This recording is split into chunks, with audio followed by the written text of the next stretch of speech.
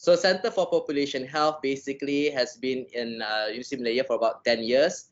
And the scope of our center is to improve the well-being and health of the population by conducting research and translating the evidence into appropriate services and innovative practices. And the mission is basically the platform to support for population health research, which I think this is suitable to have somebody from the nanotechnology also in the future to work together and to share the knowledge and skills gained in its various activities with others. And one of the objectives that we really look into is also to bring innovative population health researchers together and also their innovation with the work for future policymakers and service providers to accelerate and strengthen the processes of health improvement. So currently I'm the head and I would like to welcome all of you. And I hope if this is going to be successful, I will make it few of the events. It's going to be periodically, once every 3 months, and it's going to be what we call it, made available to everybody. I hope you are, Reza, you don't mind if we record this session, yeah? Yeah, please do, please do. Yeah, okay.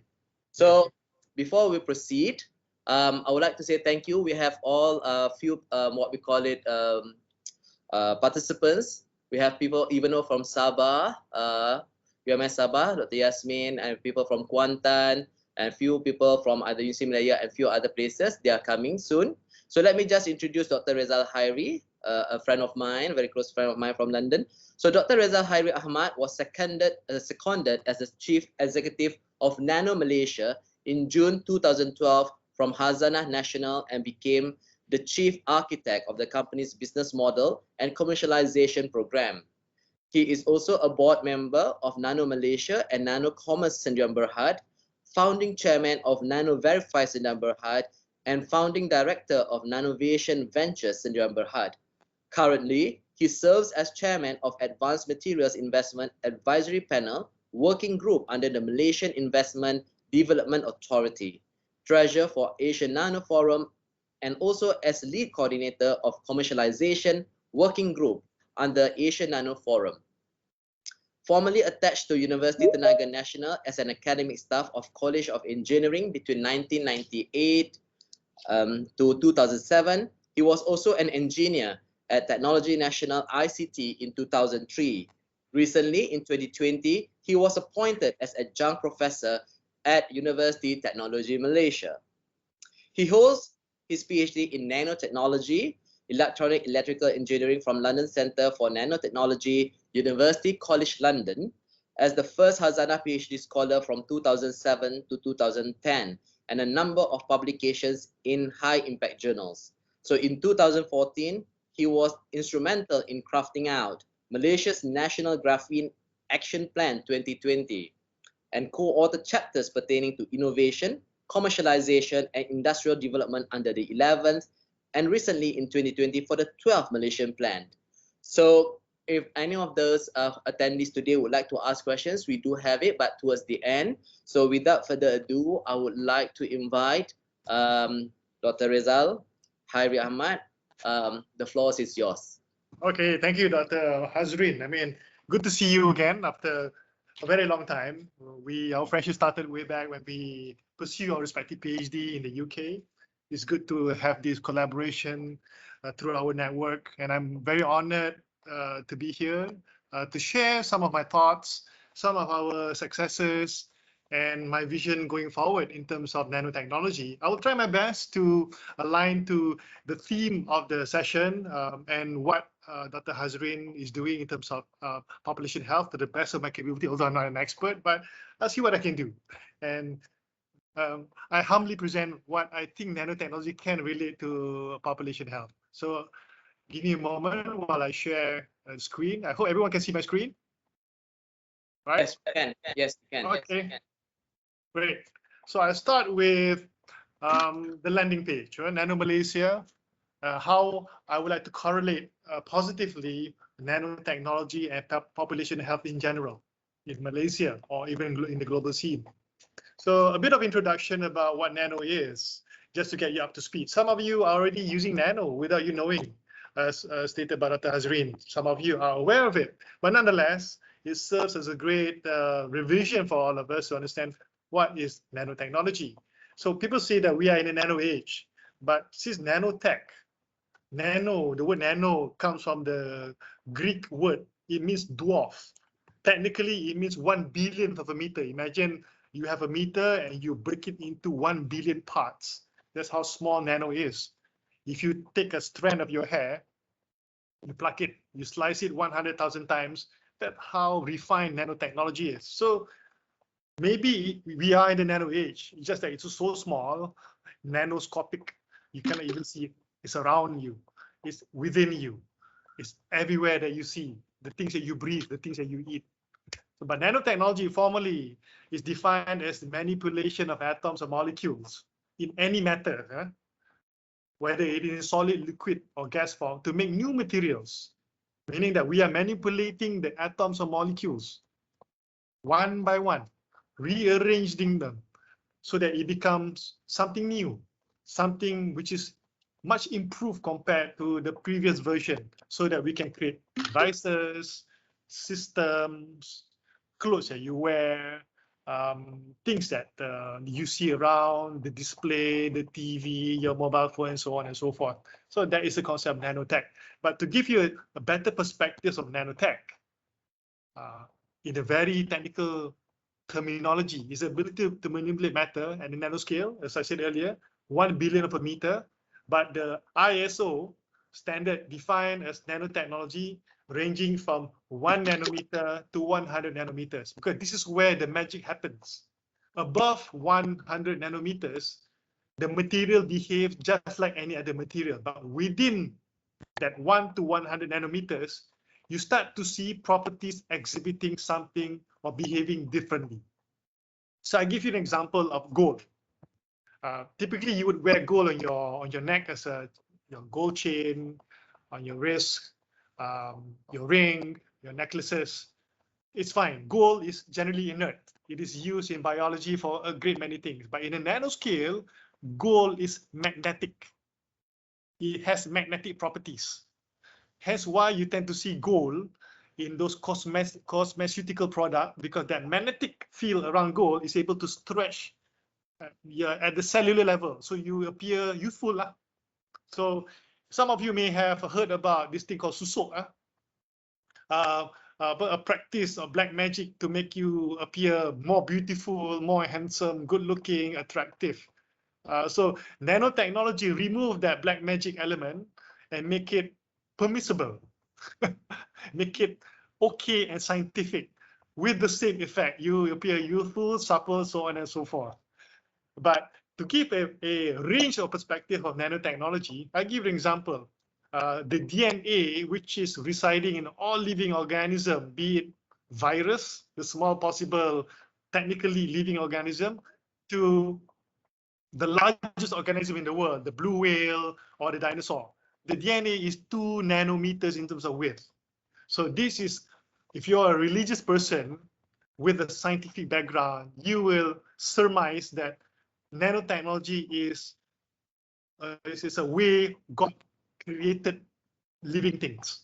The reason why Dr. Hazreen, myself, Yasmin, and some of the, we are different. We have different features, different skin color, because the atoms are arranged in a very precise manner in the nanoscale structurally. So we have different features, and that would translate into different health condition, different predisposition. Some of you are predisposed to have high cholesterol. Some of you are predisposed to be diabetic, so on and so forth, due to some arrangement in the DNA, so on and so forth. I'm not an expert, but the general understanding is you have some level of predisposition due to the design at the atomic molecular level. So you can see here the whole range of how something as small as a DNA all the way to mitochondria, virus, red blood cell, how they are sized up in a relative way. So you can see that a red blood cell is much bigger than a DNA, it's much bigger than a nanoscale, because you look at red blood cell is 9 micrometer. 1 micrometer is 10,000 bigger than 1 nanometer. So you can see the relativity in terms of the size of it. So by understanding the relative size between the smallest of particles to the biggest particles from nanometer to millimeter, we are able to see that we can actually design things from bottom up at the nanoscale. You can design gene therapy, so on and so forth. We can literally do so. So and having the basic fundamentals of nanotech, I bring you back to Earth, to us, Nano Malaysia. The brief introduction that Dr. Hazreen has shared with you, Nano Malaysia was incorporated in 2011. So this is our 10th year anniversary. So there are going to be big things to be announced this year to celebrate our decade-old existence. So we've been mandated by the government of Malaysia to lead in terms of nanotech commercialization. So we look to the universities, we look to the research institute, we also look into startups and SMEs, understand what are they innovating. If they can innovate nanotechnology, we help them to commercialize. We provide funding support, we productize it, we make prototypes. We also assist them to produce it at a large scale so they can actually deploy those products in the market.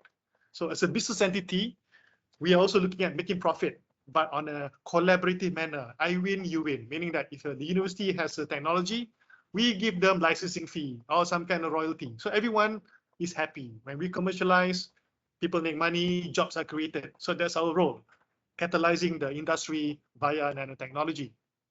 So our core business, we help the university or any startups in terms of providing landscaping about what is good, what is bad in the market, where to go to, strategize R&D commercialization, where are the business opportunities. We also facilitate investment so that you can productize and scale up your ideas and technologies.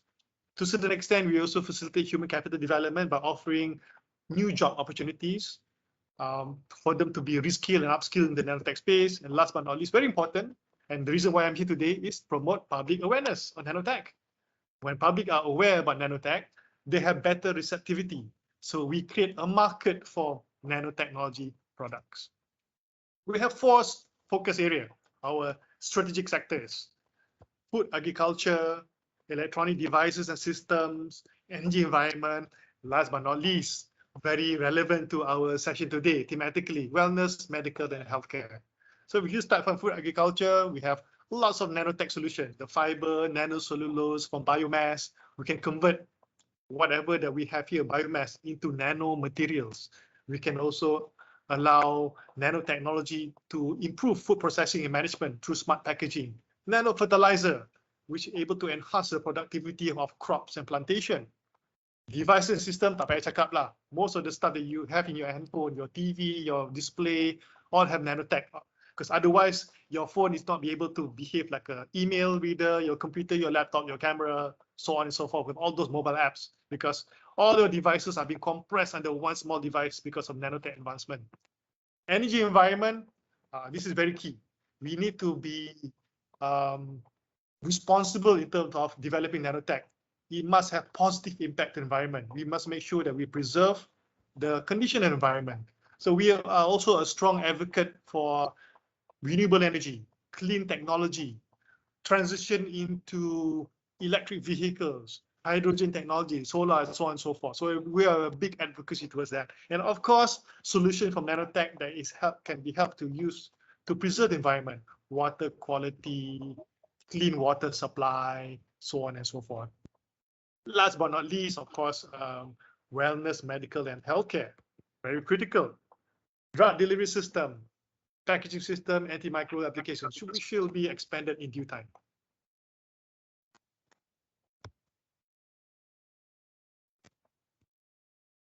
Now, pertaining to our session today, I'll try my best to relate what we do to population health. So a definition by Kinde et al. Is the health outcomes of a defined group of people. So going back to the previous sectors, all of this contribute to population health, the way I see it lah. It's about if you have good food, people will be healthy. If they have enough information, enough entertainment through their devices system, mentally they'll be sound. If the environment is clean, the air that we breathe, the water that we drink, then lower carbon footprint, then people will generally be healthy. But much more specific to healthcare is the actual solutions toward therapy, drugs, so on and so forth. That will be very focused. But overall, all of the sectors initiative would contribute to the general theme of population health. That is from my perspective and opinion lah. Okay. So in terms of zooming in into medical healthcare, what nanotechnology can do. We're talking about biomedical nano devices. talking about those nano sensor that is able to swim through your blood, is able to detect whether you are okay or not okay, transmit those signals into your nearest mobile device system and send it to the nearest doctor, so that the doctor over there can literally monitor the conditions of your body. Medical implants. Briefly, I think we talk about replacement of kidneys or even your liver through certain nanotechnology innovation. I think there is one particular project conducted by UTM to create, I think, sorry, not UTM, UKM, to pivot their membrane technology to create artificial kidney. So that is something that people are looking towards, replacing damaged kidney with artificial kidney using nanotechnology.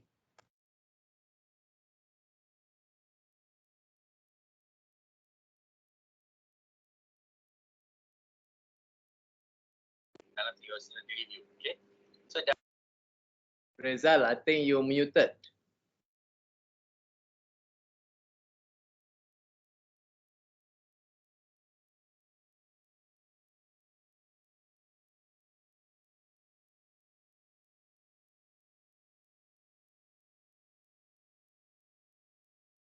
Okay, someone mute me. Someone muted me. All right. Okay, let me continue. Okay. So going back to that, there are many applications of nanotechnology can go into drug delivery system. I think when I got muted, it's all about control delivery. You deliver drugs where it matters the most. For example, if you have cancer, you need to just send the chemotherapy drugs to the cancer cells, not the rest of your body. So nanotechnology has proven to have that capabilities. It may not have been fully commercialized that, but we have established, at least based on proof of principle, that we are able to deliver nutraceutical drugs to the targeted portion of your body, so on and so forth. In the medical healthcare sector as well, there's a lot of opportunity for nanotechnology, especially now, relevant to our current pandemic situation, COVID-19. So there are a lot of nano materials, nanoparticles at that particular size. We are able to offer preventive measure. And these are all the potential candidates coming from gold nanoparticle, nano silver, nano copper, graphene, carbon nanotubes, liposomes, lipid nanoparticles, nanofibers, you name it. And they offer certain properties that are able to be infused into daily products. Yeah. For example, your protective clothing, the PPE worn by the frontliners. If you apply antiviral coating, you provide additional protection for the frontliner, so they are less susceptible for viral transmission. Filters, vaccine adjuvants, disinfectants, masks, and repositories. I'll go into detail in a bit. So this would be a generic scan of what nanotechnology can do in addressing or fighting the current pandemic, SARS-CoV-2 virus. So there are a lot of nanotechnology tools, meaning check gates, how we can manage this pandemic scare that we are currently facing. Number one, inhibition of viral infection. At the nanoscale, since virus is roughly to the tune about hundreds of nanometer, in order for you to fight virus, you have to be at the same scale.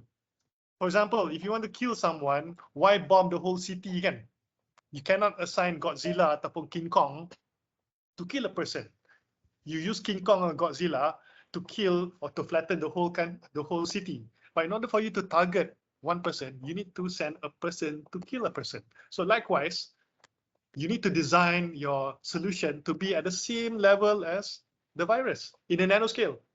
So the first possible offering here is the inhibition of viral infection. Some of you may have, who are familiar with how SARS-CoV-2 spread, the virus that is causing COVID-19, is through our respiratory system. So through this cell receptor ACE2, the angiotensin converting enzyme 2, they have, I think, about every ACE2 has about 3 RBD, the receptor binding domain. This is where the virus enters our body. So imagine if we have nanoparticles providing protection around this receptor. So when the virus decided to enter at that particular sort of doorway, there is a nanoparticle that is able to kill it on the spot. So you assume this like you're wearing a PPE, your mask, but at your receptor in your nose. There are many solutions here that suggested positive result using nasal spray.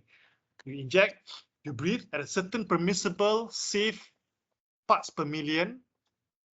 You inhale, the nanoparticle will rest onto your ACE2 receptor, then it will block the incoming virus. So therefore, preventing you from getting infected. So that's one way. But this requires clinical trials. Other countries have shown positive results. But we are quite confident, based on my nanotechnology background, it is able to do so. But nonetheless, it needs to be validated.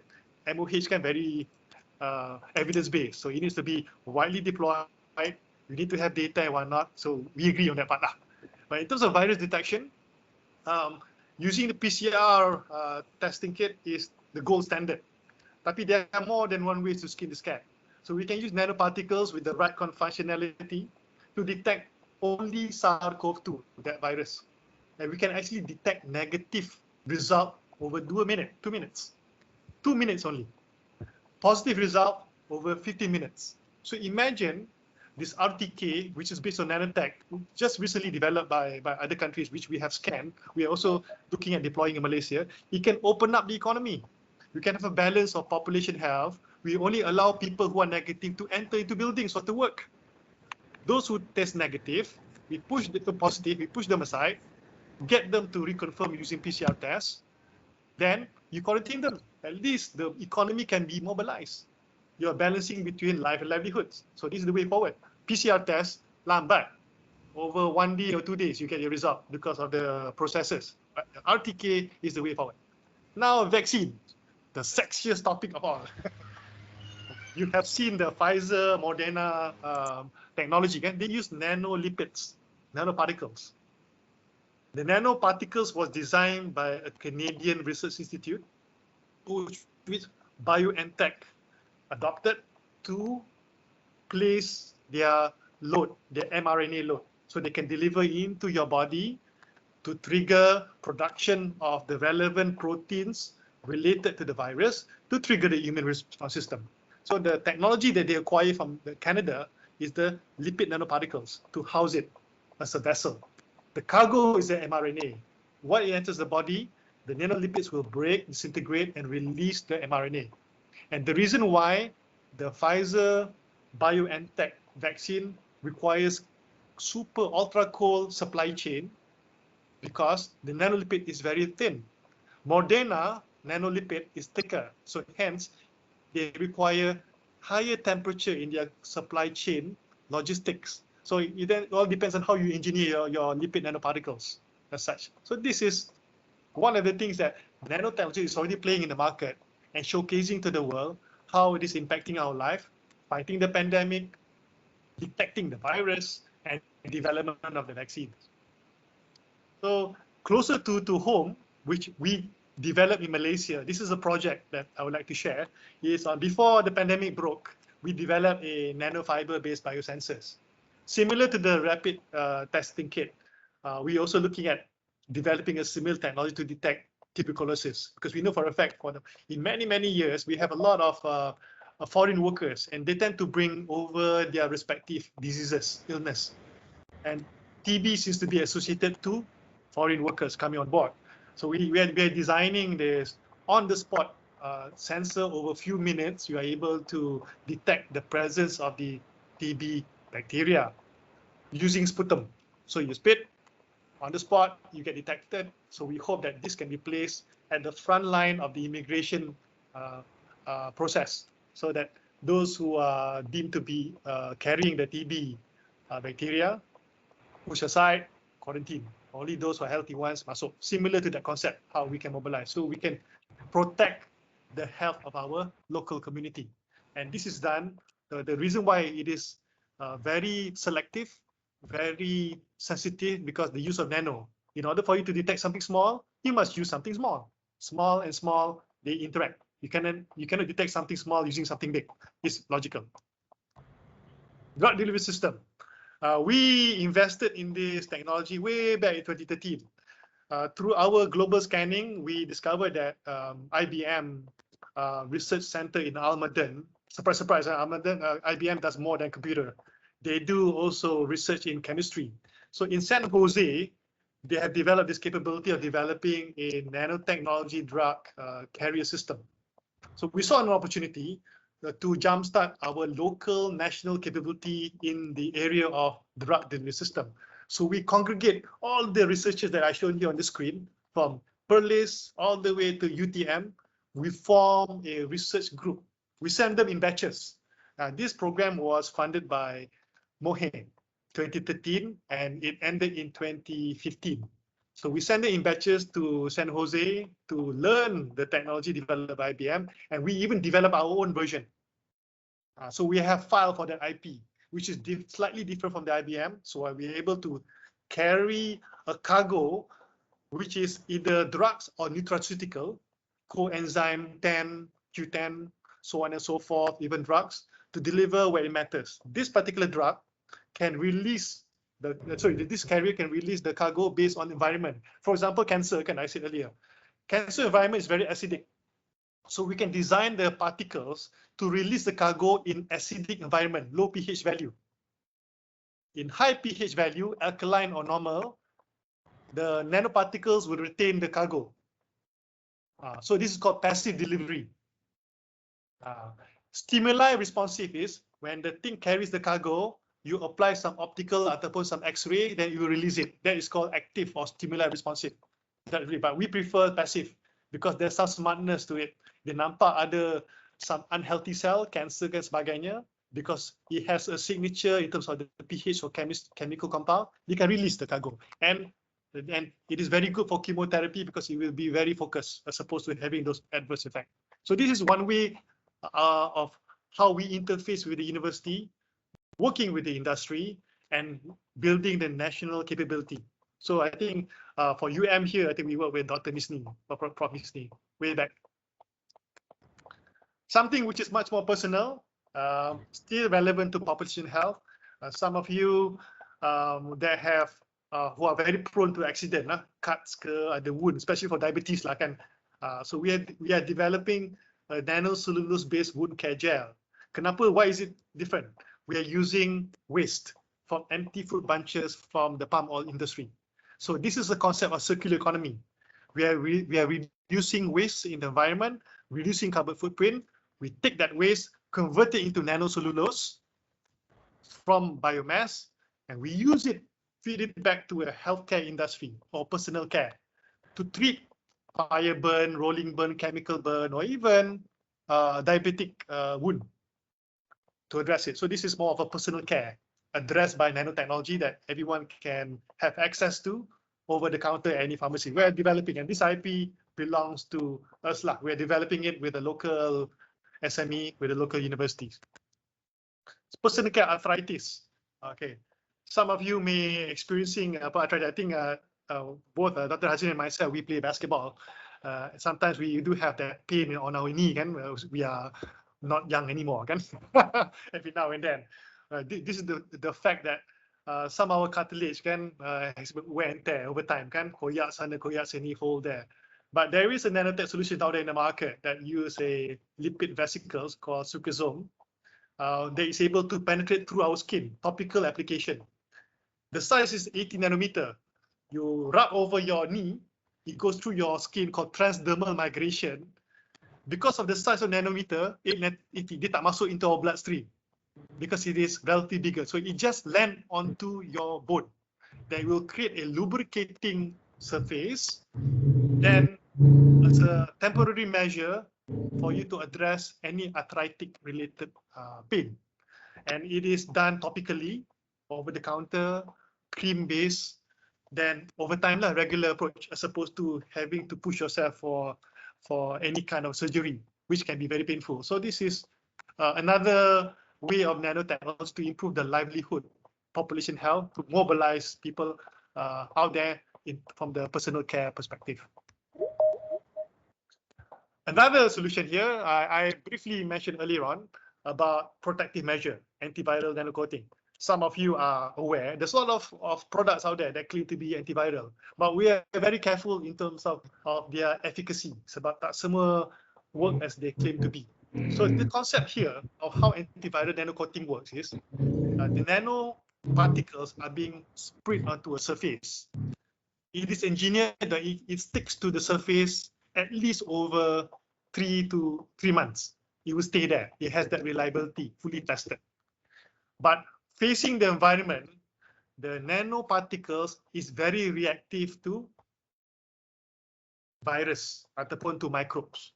So what it does is, upon contact on the nano-coated surface, it breaks the body up and it attacks and it releases all the viral RNA. Once the viral RNA is released, the virus can be considered to be destroyed or deactivated. That's the concept of antiviral nanocoating. We're talking about nano-coated surface interacting with virus, destroying it. So how can we do this?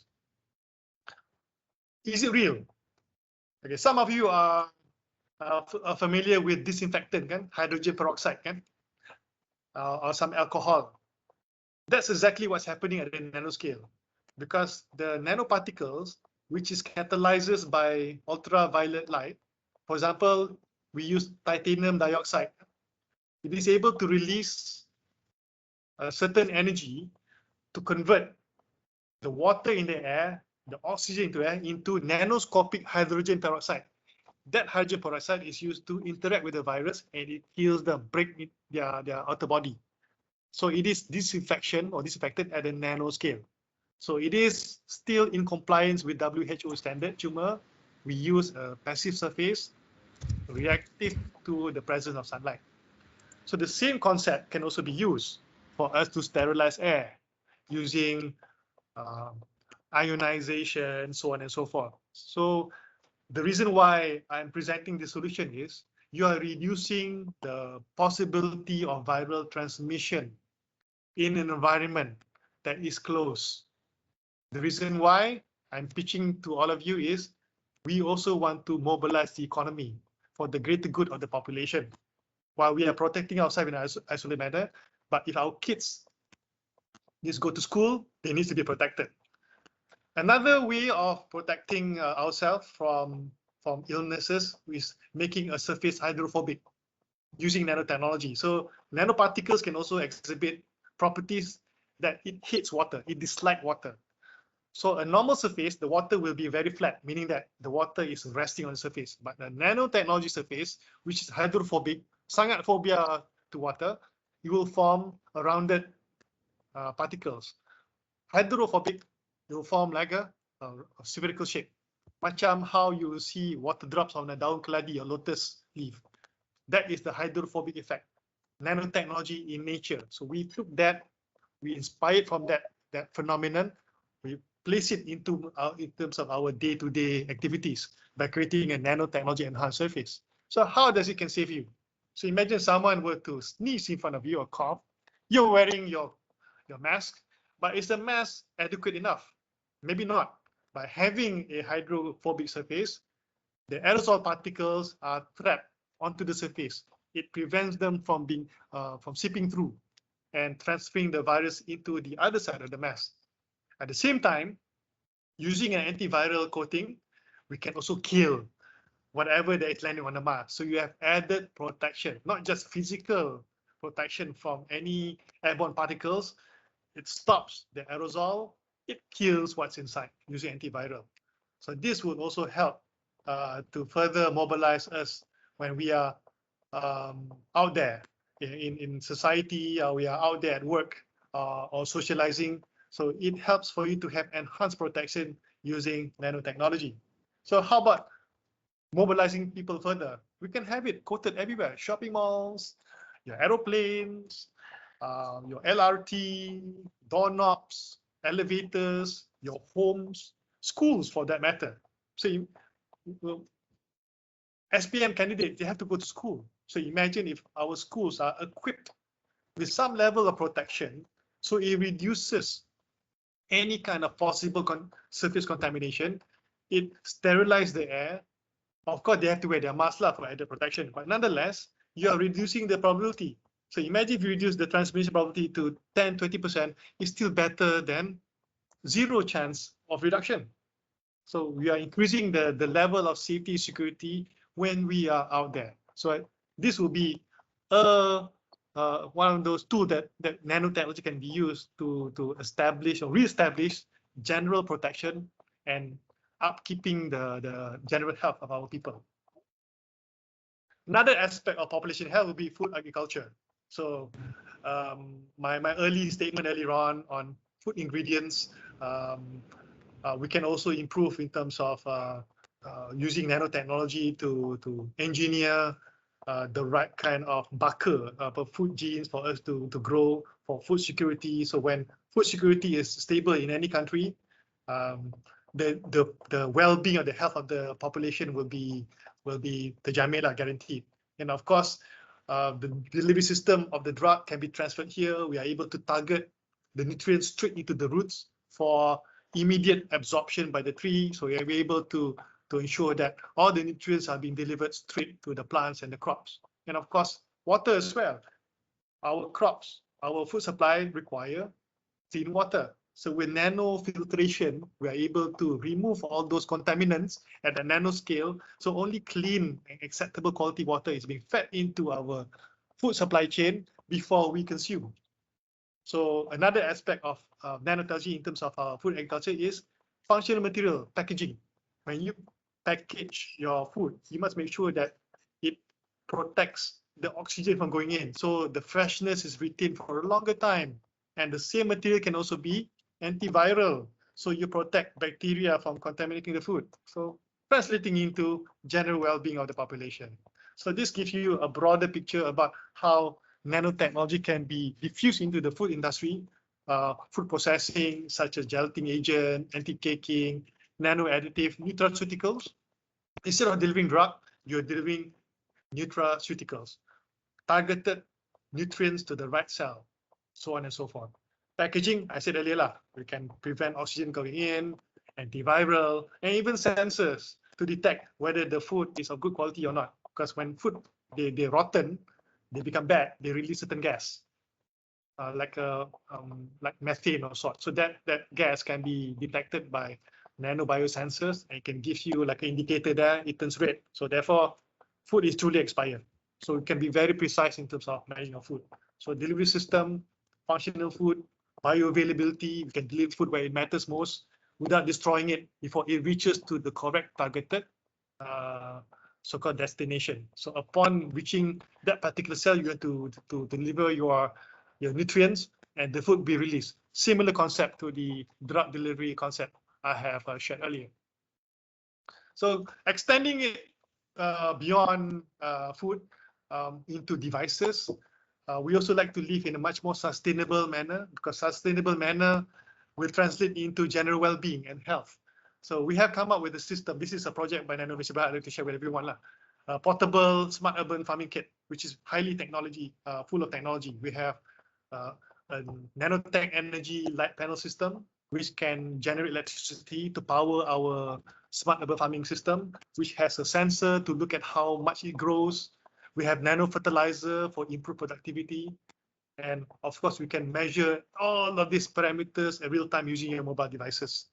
So this, we want to deploy all around Malaysia, from the very expensive to the very cheap, from the very rich to the very poor. So we are able to scale this up. So when we have this decentralized, we hope that the population itself have better access to food supply chain. The pandemic COVID-19 has revealed that how fragile our food supply chain is, especially when economy are very close and they are facing shutdown. So if you are empowered to grow your own food, healthy food, you become healthy lah. Clean water, very critical. No water, no life. So water is essential to our well-being.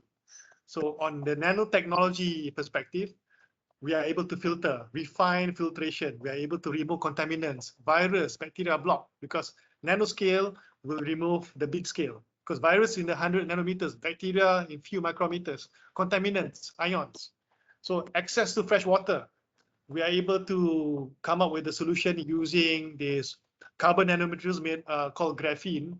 So it is able to attract all the salt water, the ions, the salt ions in water away. So what you have is just pure fresh water without much energy being used. Some of you have heard about reverse osmosis.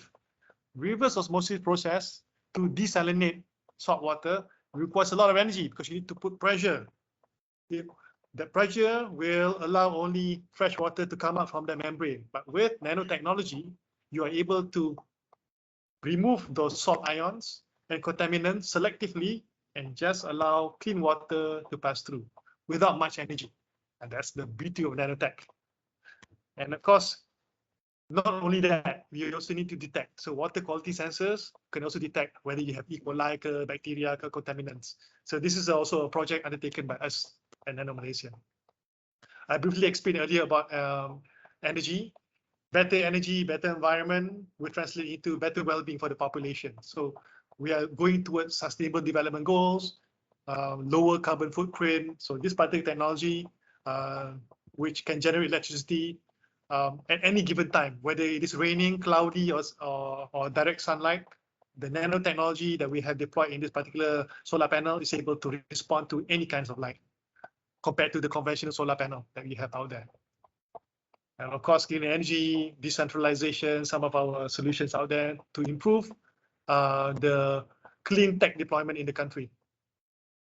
Electric mobility, so that we can further reduce our carbon footprint, improve livelihoods, and of course, the general well-being by reducing the emission of greenhouse gases, using drones to detect our plantation, using hydrogen instead of fossil fuel. It can fly longer, and using clean energy, we are able to detect and geomap.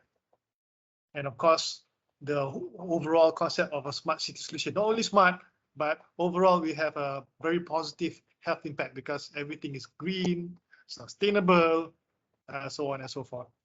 So with my last slide here, we always need to look forward in what comes in the next future.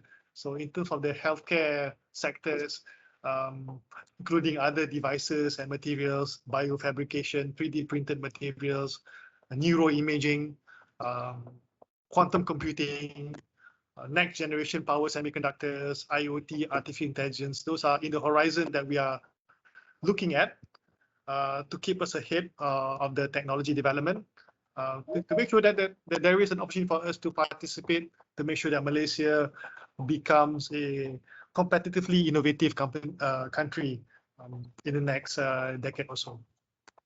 So with that, I conclude my presentation. Back to you, Dr. Hazreen, for you to facilitate and moderate any kind of questions that can be thrown at me. Thank you. Thank you very much, Dr. Rezul. It's a really very good insight from you. And I think most of us here is almost like listening to another few hours of lecture summarized within 45 minutes. Anyway, I'm sure there are a few people who would like to ask questions, but let me just start. You know, I'm sure with a lot of Western countries, they are more advanced in terms of the nanotechnology and so on. But from your point of view, within the past 10 years, how are we doing in terms of the progress? Maybe that is something that is good for us to actually putting the thoughts together on how to work together. Yeah. Yeah. When we started this in 2011, we knew there was a big gap between us and the developed nation because the nanotechnology initiative started in 2006 when it was launched as a statement policy, a very short book about the intent of the government to focus on nanotech. But the nanotechnology already started a decade earlier under IRPA, intensive research, so that, but it's sporadic. There's no centralized entity to congregate the ideas and to focus on certain areas. So everyone was doing nanotech, but in silo. So in 2006 and fast forward 2009 and 10, they created a directorate, they created us for us to congregate to look at how many research have been done in Malaysia, what are the intellectual properties, what are the project, and let's channel them into key focus areas. We came up with that 4 strategic sectors lah, so that we are focused on what is relevant to Malaysia, so that the R&D can be relevant to the industry. Some of it can be commercialized, some cannot. Those who cannot be commercialized, it's okay. At least we build capacity. And much to my surprise, when we send those researchers to IBM, our Mat Saleh counterparts there were surprised at our local research capability. They were surprised at how good we are. Our local researchers was like, wow, Malaysia, you really have good scientists. We didn't know.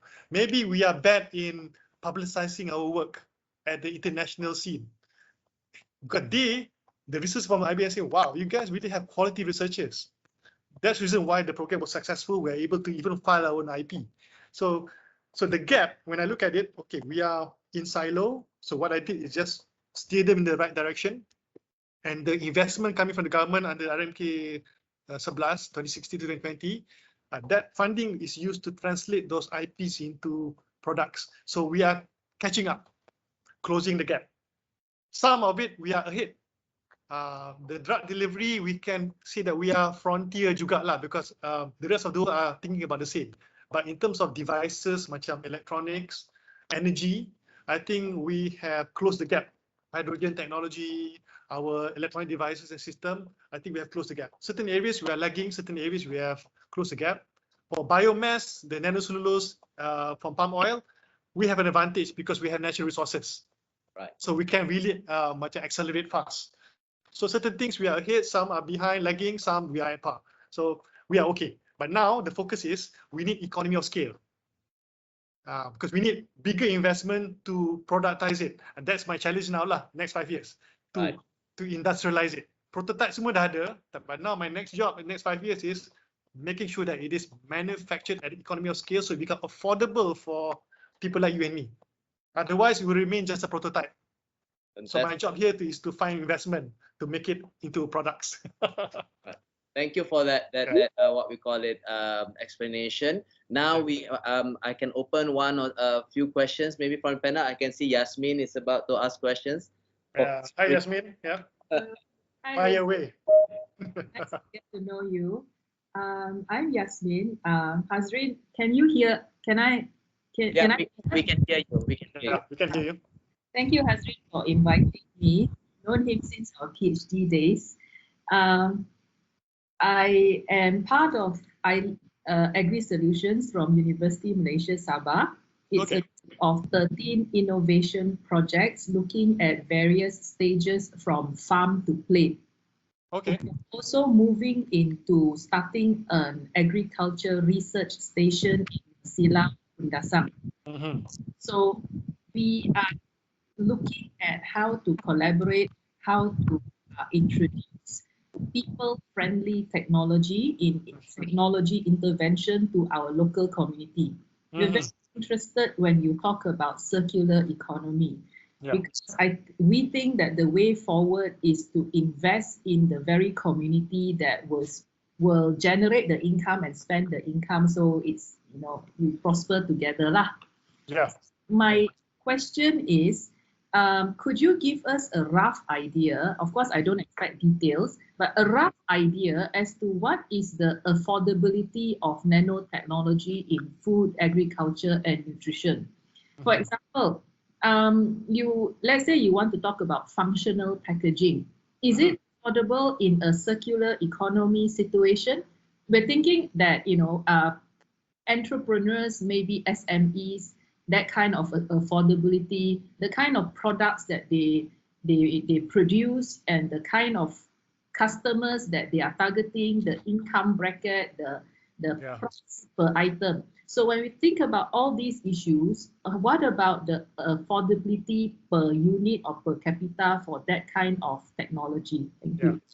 Okay, thank you. I mean, that's a very, very good question. Something that we aspire to do, well prepared to do. To give an example, the empty food bunches. In fact, we're working with the Sabahan company, because I think the Sabahan company is much more receptive compared to the Semenanjung companies in the palm oil industry. So we have a partnership with them. They open up access to their whole palm oil plantation because they have a lot of waste. They don't know what to do with it, right? So that offers us a certain affordability already to start with, because it's waste to wealth concept, circular economy.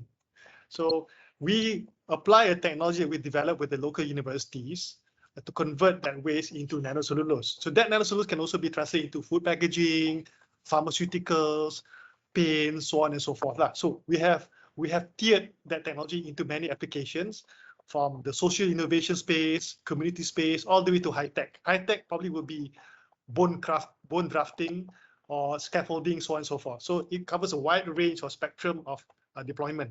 So to respond to your specific question, first of all, is waste. Secondly, we are making sure that we are scaling up the production of this nanomaterial so that the affordability becomes a reality, so it becomes accessible to the local entrepreneur. If you look at the nanomaterial, at the starting phase, when you produce it at lab scale, it's always going to be expensive. If you take into account the research grant. So per kilogram of that nanoparticle is always going to be super duper expensive. But over time, when we scale up, economy scale will be reached, it will go down. So when it is go down, the end product that adopts that nanoparticles or material will go on a hyperbolic rise because the raw materials have been greatly reduced. This point of intersection of affordability, this is where we look at the deployment into that bracket group. Packaging, recyclable product. So this is where we can allow the participation from the social entrepreneur to come on board. And the beginning phase, when it's expensive, is our job, Nano Malaysia. We take the risk, we de-risk it, we make it more economically viable. When it hits the economy of scale, then we deploy it to the respective community. So when we talk to the pharmaceutical industry, we place it at a premium price because the application is premium. Drug delivery system, tissue, scaffolding, engineering, and so on and so forth. But when it comes to simple applications such as packaging, we make it cheaper because we want to produce it in bulk to address the need of that particular society. So we tier it accordingly. So that's our approach. Our economic model is such that we stagger it, we tier it to address different segment of the economic society as such. So we do welcome collaboration. If you have any idea about applications, we have the raw materials. So people like you will feed us in terms of the invention of the end product. You have the leg in from the ground, what they need. You let us know, we may activate the project to de-risk it, make it an application, then we scale it up, it becomes affordable, then we connect. But we need to have the need statement. Our job is to de-risk, wearing the agency hat from the government. Yeah. I think we can continue this discussion via Hazreen later. Yeah, please do. Get contact details later, and we can have a more extensive discussion. Yeah, please do. Yeah, we're looking for need statements all over Malaysia because we want to deploy it en masse. When we have this multiple need statement, we can raise investment to produce it at economy of scale because the need statement is very clear. Okay, yeah. Thank you. Okay, thank you. What I'll do, thank you, Yasmin. I also will provide my email address in case people wants to get to know and link with each other, which I think I'm providing just the platform. And by all means, please take this opportunity to get connected. Let me just ask any other questions, some members from the medical fraternity, if they want to ask. Any other questions? Especially when it comes to the COVID-19. There's a RI stands for, is it Rifki there? Yes, Assalamualaikum and very good afternoon. Sorry because my camera is not working. I don't have camera on my computer. You're from Ahmad, Rifki? Yeah, I'm from Ahmad. Yeah, we met several times your before with the Prof Burhan Prof, too. Burhan, Dr. Burhan. Yeah. Still around. And I just interested. Based on your talk just now about the COVID-19 test. I think we have came out with there is I don't know whether which maybe we go to the wrong person to get this grant or whatever because we have the idea of the non-invasive approach for the COVID-19 test back in December 2019, and I just learned that yesterday.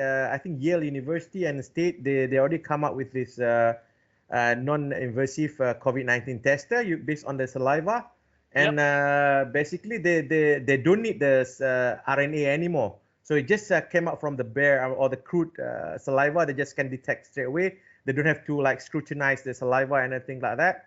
And they already got the approval from the FDA already. FDA. I mean, US FDA. What is the level of specificity and sensitivity? It's very high specificity. I've looked at the research. It's very high specificity. I think 90%, 90% specificity, and I think the selectivity is more or less similar. And we believe that what they are using is similar to what we proposed. We did propose this in one of the program back in 2019. So now we feel very, I mean, sorry for ourselves. We don't know whether our grant been turned down and things like that. But anyway, forgot about that. And the other thing is that yesterday as well, we got this new media, from Indonesia. They already come out with the COVID-19 testing from the breath. I mean, they got breath sensor. So that's a non-invasive again. I think that one has got approval from the Indonesian health. They said that the sensitivity is about 80%, which is very good for the COVID-19. So the turnaround time, by the way? I think the turnaround is a couple seconds. I think less than a minute. I think very quick. I mean, once you put a saliva on it, because they don't need RNA, they don't need to multiply all those protein or whatever. I mean, they just it's not the PCR way. I mean, no, it's way better than that. I mean, they don't use blood, they don't use whatever. I mean, they don't put anything inside the body. So they already got approval from the like US FDA and Indonesian. So I think that will be good. I mean, I don't know whether in Malaysia, one of the things that I find out is that we found that in Malaysia sometimes make longer than usual to get the grants, so that so I don't know whether what Nano Malaysia can do about it, because I think you probably knocked on the wrong door. Since 2019. I think Rifki, I think you probably knocked on the wrong door, because I attend regularly the meeting Jawatankuasa Pengurusan Pandemic Strategic for COVID-19. There is a working group for science and technology. It's co-chaired by YBKJ lah. So this is where we push ideas in an expeditious way to fight the pandemic. So RTK ideas such as from USM, UNIMAP dengan UIA, IUM has been put forward for expeditiously for us to source grant from various pockets. So it's being monitored by us. We push them, we lobby, we become more like a technology sponsor, because we verify, we validate, and we apply on behalf of you guys for more sticker, for more HIKA, for MITIKA. Then we create the prototype in a very fast way lah. So you probably missed that boat, but nonetheless, any future innovation pertaining to nanotechnology, please come and talk to us lah, so that we are able to facilitate. Because we do have some funds. It may not be big, but at least we can come out with a prototype to showcase and to collect data. Right. So that's my counter response to you. You have to knock on the right door. When you knock on the wrong door, so contohnya macam itu Mohi, they may not be able to understand what you do. Talk to the subject matters experts such as me, that we can facilitate. I'm also part of the board of governance for my lab, Mohi. So I provide the technical input for my lab. My team juga the EC, Executive Council member. So we are able to provide influence in terms of what they should focus on. So if this project is good, we've done due diligence, then kita support lah. All right. Okay. So I think Mohi probably they've got another focus rather than like technological aspect. I think that would be better to go through this mostly, right? Yeah. Right. It's a shame that you started early in 2019, then no one was listening to you. But that would be a good time for us to intervene early. By now, I'm sure a prototype will be ready. Sayang, Sayang. Very. Tapi tak apa. But anyway, we missed that one. Hopefully, we can get more ideas. If you have any innovative ideas pertaining to nanotech space, talk to us. We are able to provide our appraisal, whether it is commercially viable or not. If it's no, we give you a straightforward face like no. If it's yes, we will help to make sure that you convert your idea into prototype. Then kita can create spin-off, maybe UKM spin-off, ataupun we create a startup, then kita commercialize. Yes, I do agree with you. Thank you very much, Rezul. Thanks. Thank you, Rifki. Thanks, Rifki. Thanks also to Dr. Rezul. Don't worry, after this, your door is going to be knocked quite a number of times. I'm sure, because I hope this session will entice people to communicate further. But is there any other final questions that anybody wants to ask? Because I did invite somebody also doing some sort of like agricultural, and I realized that you have also nano fertilizers. So maybe before we end it out, I just want to know a little bit about the nano fertilizers, because that might be actually also another solution for your food insecurity. Correct. Yeah. We're touching on that. A local company came to us. They have this innovative idea of using a silica-based nano fertilizer as a vesicle. So this silica base is called zeolite. It has nanopores.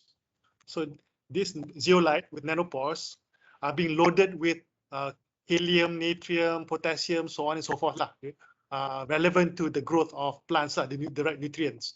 So this nano fertilizer is able to release those nutrients in a controlled manner. As opposed to standard baja, kita tabur je, lepas tu wastage kan. Then when the rain comes in, it get washed off. Whereas in nano fertilizer, it holds on to that particular nutrients, then it releases on a timely manner. And because of that, number one, you reduce wastages of fertilizer. Second, it's very targeted. Number two, improve productivity because it is quickly absorbed by the plant. So based on our economic data, we use 1/3 less compared to conventional fertilizer to produce the same kind of output. Fantastic. Oh, that's good to know. So I'm actually very intrigued and your session. But at the same time, I think with all good things is have to come to an end. And I hope everybody, if you can switch on your video or your camera so that we can take together a photo for today. For those who feels like, yeah, that would be great. Oh yes, we do have our nephrologist here. He didn't want to ask any question. All right, everybody. So if you can, all together, we have quite a number to about 22. Those who turn up is only 5. Come on, don't be too shy. It's all right. So anybody else? Okay, 1. Okay, come on, it's coming. It's coming. I'll give another 10 seconds. Switch on your camera, smile. 9, 8. Oh, that's Woody. 9, 8, 7, 6, 5, 4, 3, 2, 1. All together, smile. Brilliant. There you go. And thank you again to everybody. And we hope we're going to see more in the future. Bye. Thanks, Rezul. Thank you very much. Thank you. Appreciate everyone for listening. Thanks, Rezul. Thank you. Thanks, Hazreen. Bye-bye. Bye.